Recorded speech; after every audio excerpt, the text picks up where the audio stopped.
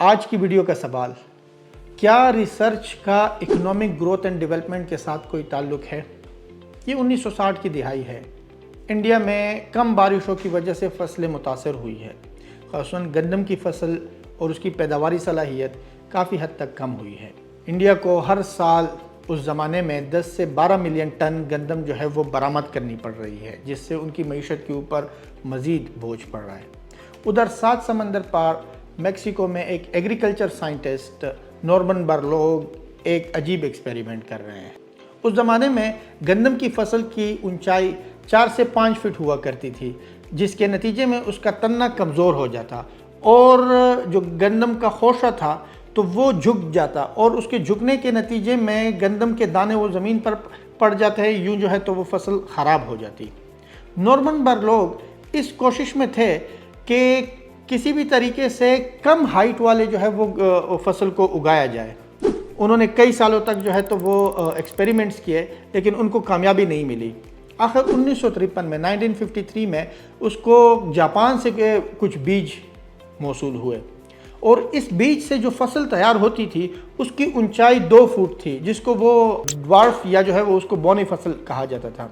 Norman برلوگ نے اس بیج کو، یعنی جاپانیز بیج کو، جس کو نورین 10 کہا جاتا تھا، اس کو میکسیکن ورائٹی کے ساتھ کراس کیا، اور اس کے نتیجے میں جو بیج بنا اس بیج کو سونورا 64 کہا گیا۔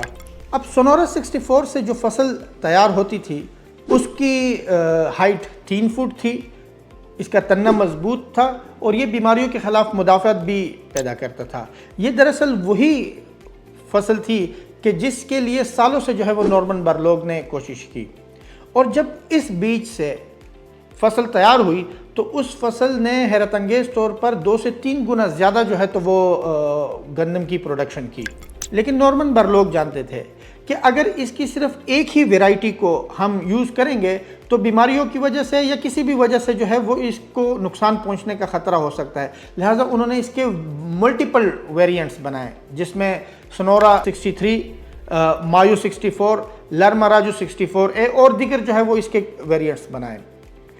1963 میں انڈیا نے اس بیج کو اپنے ہاں منگوایا، اور 1965 اور 66 کے جو قحط تھا تو اس قحط کے اندر جو ہے وہ ان بیجوں کے ذریعے سے فصل کو اگایا، اور حیرت انگیز طور پر اس کی فصل میں 200 سے 300 گنا اضافہ ہوا۔ پہلے اگر 1 ایکڑ سے 1 سے 1.5 ٹن گندم پیدا ہوتی تھی، تو اب اس بیج کی وجہ سے 1 ایکڑ سے 4 سے 4.5 ٹن گندم پیدا ہونے لگی۔ یوں گندم کی پیداواری صلاحیت میں جو ہے وہ 200 سے 300 گنا تک اضافہ ہوا۔ ایک اور کہانی سے اس کو سمجھتے ہیں۔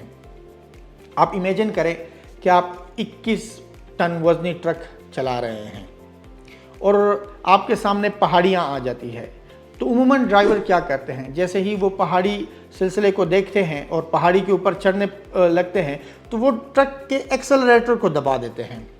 یوں ٹرک کے اوپر اور ٹرک کے انجن کے اوپر جو ہے وہ ایک دم سے بہت زیادہ وزن آ جاتا ہے، بہت زیادہ برڈن آ جاتا ہے، اور وہ بہت زیادہ فیول کو کنزیوم کرتا ہے۔ پھر وہ جیسے ہی اس پہاڑی کی اونچائی پہ پہنچتے ہیں اور نیچے کی طرف سفر شروع کرتے ہیں تو بریک دبا دیتے ہیں، جس کے نتیجے میں ہیٹ پروڈیوس ہوتی ہے۔ سالوں سے ٹرک ڈرائیورز کی یہی زندگی ہے، اور وہ یہی سمجھتے ہیں، دہائیوں سے یہی سمجھ رہے ہیں کہ جب ایندھن جلے گا تبھی تو ٹرک چلے گا۔ لیکن سلوواکیہ کی جو یونیورسٹی ہے، یونیورسٹی آف ژیلینا، وہ ایک نئے نقطہ نظر کے ساتھ آئی، اور انہوں نے دیکھا کہ کیا ہوگا کہ اگر ٹرک جو ہے وہ پہلے سے ہی روڈ کی جو نشیب و فراز ہے اس کو پریڈکٹ کرے۔ چنانچہ انہوں نے پریڈکٹیو کروز کنٹرول سسٹم بنایا۔ اب ہوتا کیا تھا کہ پہلے جب ٹرک ڈرائیور ٹرک کو ڈرائیو کرتے تھے اور جیسے ہی پہاڑی سلسلہ قریب آ جاتا تو وہ ایکسلریٹر دبا دیتے، لیکن پریڈکٹیو کروز کنٹرول سسٹم 1 سے 3 کلومیٹر پہلے ہی اس نشیب و فراز کو پہچان لیتے اور اس کے مطابق اپنی جو ہے تو وہ سپیڈ ایڈجسٹ کرتے ہیں۔ یوں انجن کے اوپر دباؤ آہستہ آہستہ اور کم آتا، اور ایز اے ریزلٹ فیول کی کنزمپشن کم ہوتی۔ جب پریڈکٹیو کروز کنٹرول سسٹم انہوں نے بنایا تو پھر اس کے بعد انہوں نے اس کو ٹیسٹ کرنا شروع کیا، اور ٹیسٹ کرنے کے لیے انہوں نے سلوواکیہ کے جو 2 قریبی شہر ہے، ستارا تورا اور میجاوا، ان کو لیا، और इस पे एक ट्रक को जो है वो चलाया, और ये एक्सपेरिमेंट उन्होंने रात के वक्त किया ताकि दीगर ट्रैफिक की वजह से जो है तो इसके अंदर कोई खलल ना पड़े। फिर उसके बाद उन्होंने predictive cruise control system install कराने के बाद जो है वो इस की ड्राइव कराई। अच्छा, ये एक्सपेरिमेंट हर दफ़ा यानी प्रिडिक्टिव क्रूज कंट्रोल सिस्टम के साथ और उसके अलावा 3 दफ़ा उन्होंने जो है वो रिपीट किया। नतीजा क्या निकला?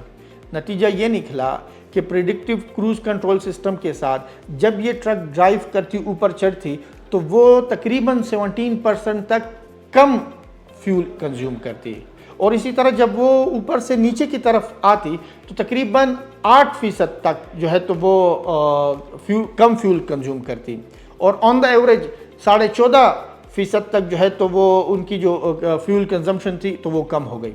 अब ज़रा खुद सोचें कि अगर एक ट्रक एक साल में 1,20,000 किलोमीटर का फासला तय करता है तो वो कम से कम 5 से 6,000 लीटर फ्यूल जो है तो वो कम इस्तेमाल करेगा या उसको कम कंज्यूम करेगा। अब इस दोनों केसेस में क्या हुआ कि रिसर्च ने एक मसले को आइडेंटिफाई किया और उस मसले को हल किया, और ये दोनों मसले कौन से थे? ये दोनों मसले मुआशी मसले थे। तो इसका मतलब ये हुआ कि research economic growth and development में बहुत गहरा किरदार अदा करती है और उसका इसके साथ बहुत गहरा ताल्लुक है। अब हम बात करते हैं इकोनॉमिक इंडिकेटर्स की या इकोनॉमिक सेक्टर्स की। तो जो इकोनॉमी का जो पहला सेक्टर है उसको एग्रीकल्चर कहा जाता है, और इस पहले सेक्टर को हम मज़ीद जो है वो 4 हिस्सों में डिवाइड कर सकते हैं कि जिसमें पहली चीज़ जो है वो क्रॉप प्रोडक्शन होगी, यानी एग्रीकल्चर में फसलें पैदा होती है। इसी तरह जो है तो वो दूसरा जो इसका इंडिकेटर है या दूसरा इसका जो फैक्टर है वो एनिमल फार्मिंग है, और एनिमल फार्मिंग में 2 चीज़ें फर्दर, यानी डेयरी फार्मिंग और पोल्ट्री फार्मिंग। डेयरी फार्मिंग से हमें दूध, दही, घी, मक्खन और दीगर अशिया जो है वो मिलती है, जबकि पोल्ट्री फार्मिंग से अंडे और गोश्त, इसी तरह फिशिंग और फॉरेस्ट्री भी इसके अंदर आ जाती है। ये बात भी वाज़ेह रहे कि इसको हम प्राइमरी सेक्टर कहते हैं, और प्राइमरी सेक्टर में माइनिंग के जिसके नतीजे में मेटल्स, मिनरल्स और ऑयल के जो रिसोर्सेज हैं वो हासिल किए जाते हैं, ये भी प्राइमरी सेक्टर में आता है। इकोनॉमी का जो दूसरा सेक्टर है जिसको हम इंडस्ट्री कहते हैं, और इंडस्ट्री के फिर फर्दर डिवीज़न है जिसमें हैवी इंडस्ट्री आती है, लाइट इंडस्ट्री, हाईटेक इंडस्ट्री और स्मॉल स्केल इंडस्ट्री आ जाती है। हैवी इंडस्ट्री में ये जो स्टील के कारखाने हो गए, पेट्रोकेमिकल्स या जो शिप बनाई जाती है, तो ये सारी हैवी इंडस्ट्री में आती है, जबकि लाइट इंडस्ट्री में हमारे पास टेक्सटाइल, फूड, इसके साथ साथ जो है तो वो फर्नीचर या जो प्लास्टिक से बनी हुई चीज़ें हैं, तो ये हमारे पास लाइट इंडस्ट्री में आती है। हाई टेक इंडस्ट्री वो होती है कि जहाँ पर एरोस्पेस के ऊपर काम होता है, फार्मास्यूटिकल प्रोडक्ट्स बनाए जाते हैं, रोबोटिक्स बनाए जाते हैं या सेमीकंडक्टर्स बनाए जाते हैं। इसी तरह जो स्मॉल स्केल इंडस्ट्री है उसमें पोल्ट्री, हैंडीक्राफ्ट और फूड वगैरह के जो है वो आइटम्स आ जाते हैं। टर्शरी सेक्टर जो तीसरा सेक्टर है इसका, उसको हम सर्विसेज कहते हैं। ये जो सर्विसेज इंडस्ट्री होती है ये यूजुअली इनटेंजिबल होती है, जिसमें फाइनेंशियल ऑर्गेनाइजेशंस आ जाती हैं, होटल्स, रेस्टोरेंट्स आ जाते हैं, या इवन जो ट्रांसपोर्टेशन सिस्टम है कि जिसमें ट्रेड भी आ जाती है कि गुड्स को एक जगह से दूसरी जगह मुंतकिल किया जाता है। तो ये 3 सेक्टर्स आ जाते हैं। अब रिसर्च इन तीनों सेक्टर के हवाले से जो है वो अपना किरदार अदा करती है, और इन तीनों सेक्टर की ग्रोथ एंड डेवलपमेंट में जो है वो अपना रोल प्ले करती है। यहाँ पर आपका कोई सवाल हो या किसी चीज़ के बारे में मज़ीद आपने जानना हो तो आप कमेंट्स कर सकते हैं।